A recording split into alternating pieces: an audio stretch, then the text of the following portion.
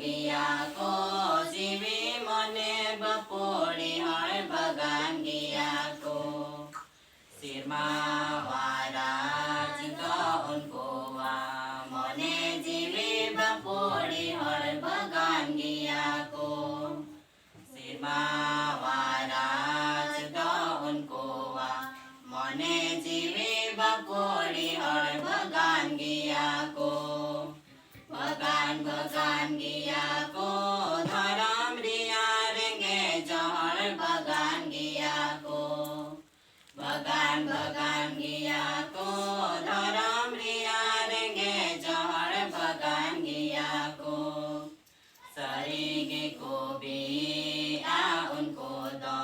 dharam ko renge jahar bagan ghiya ko Sari ge ko bi उनको दो धर्म करेंगे जहर भगवान गया को भगवान भगवान गया को इन्हें तुम खातिर ते को सिरो गपेरे भगवान भगवान गया को इन्हें तुम खातिर ते को सिरो गपेरे कुसी आरस ते न्यूमी पे Orai chang ai mata pe sirma pori re Kosi aras ke te nyumi pe Orai chang ai mata pe sirma pori re Bhagan bhagan ghiya ko jiswa katha patya tai ko bhagan ghiya ko Bhagan bhagan ghiya ko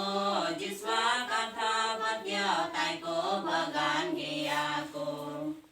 Jisu ye mene kan apo nyen horan ko Dila bola be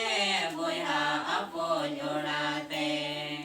Jisu ye mene kan apo nyen horan ko Dila bola be boya apo